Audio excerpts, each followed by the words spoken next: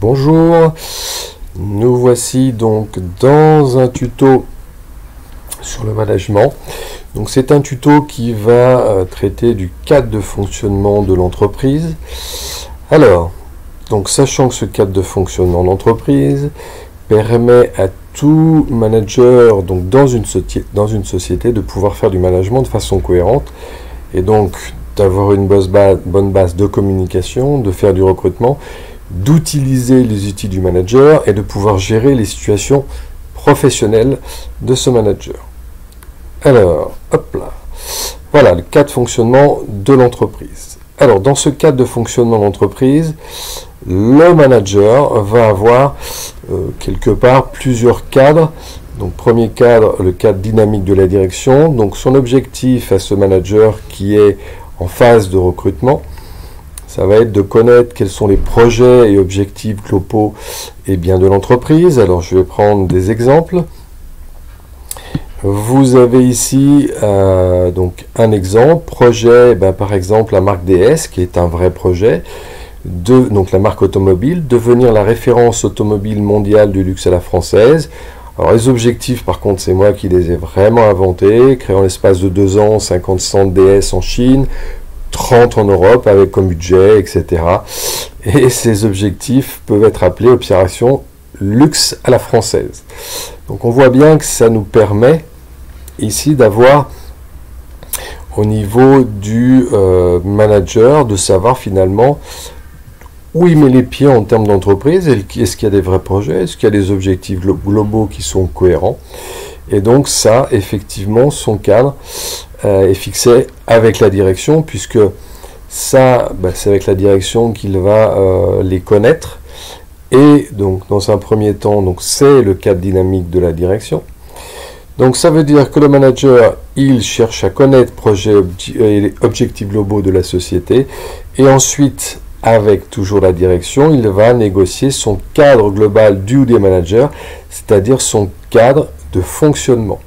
Et c'est là où on va y retrouver quel va être le titre de son poste, quelles vont être ses activités et tâches, quels vont être ses objectifs globaux, alors forcément liés aux objectifs globaux de l'entreprise, quels vont être les moyens qu'on va lui donner pour atteindre ses objectifs, comment il va contrôler ses objectifs avec la direction, c'est-à-dire comment il va être suivi. Ensuite, quel est son pouvoir de décision et sa rémunération.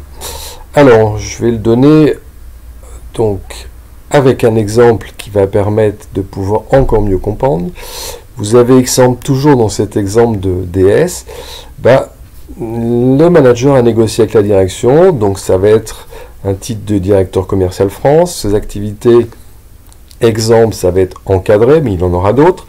Donc encadrer, ça donne des tâches, fixer et veiller à la bonne intégration des nouveaux, attribuer un rôle à chacun, gérer les différentes situations, résoudre les conflits, etc. Donc les objectifs qui vont être négociés avec la direction, ça va être ouvrir X centres en France en l'espace de 1 an avec Z moyens. Ces moyens qu'il va négocier, c'est un budget, c'est des hommes, c'est des outils, etc. Donc c'est de l'humain et du matériel. Comment il va être contrôlé avec la direction? Un exemple, ça peut être un entretien hebdomadaire, puis bi-hebdomadaire, puis mensuel. Puis il y avoir des entretiens en vidéo, il peut y avoir des entretiens en face à face, etc. Et puis quel va être le pouvoir de ce manager? Il pourra par exemple recruter, licencier avec l'accord du DG. Donc ce sont ses possibilités et limites dans son poste.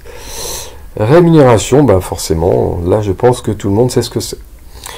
Donc ça va lui permettre, s'il négocie ce cadre-là avec la direction, il aura une bonne maîtrise de son poste et il pourra effectivement fixer le cadre salarial de ses employés. Donc effectivement, quelque part, il va avoir pour ses salariés la même chose, c'est-à-dire titre du poste, activité, objectif, moyen, contrôle, pouvoir de décision, rémunération. Je donne un exemple.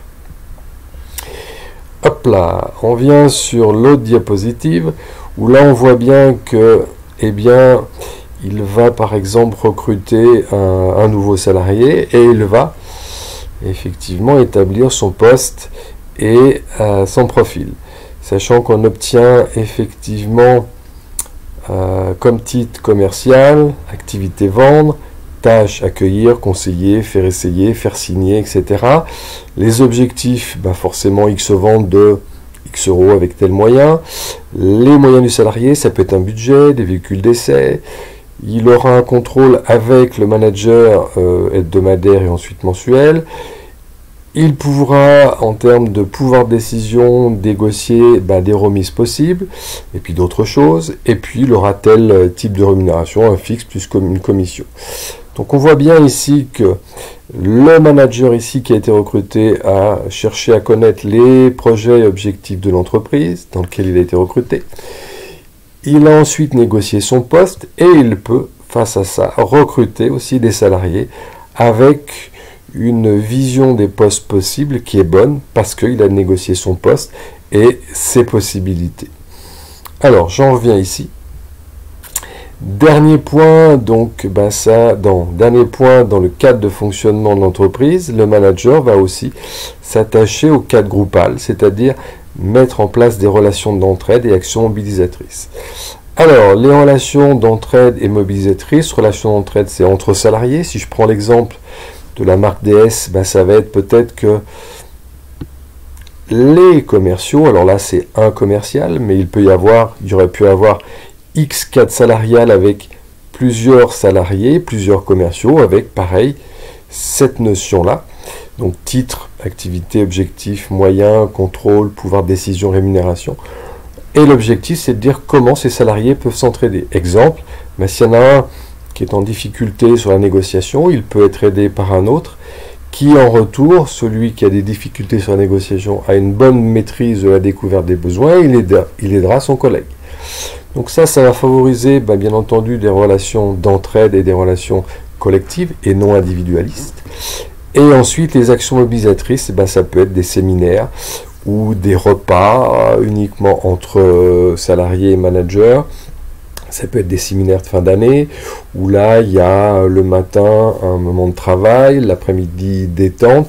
En gros, c'est pour renouer des relations collectives, cordiales, et des relations d'entraide toute l'année. Donc c'est quelque part le premier outil de motivation de ces salariés, en plus d'avoir quelque part un cadre d'entreprise qui est bien fixé.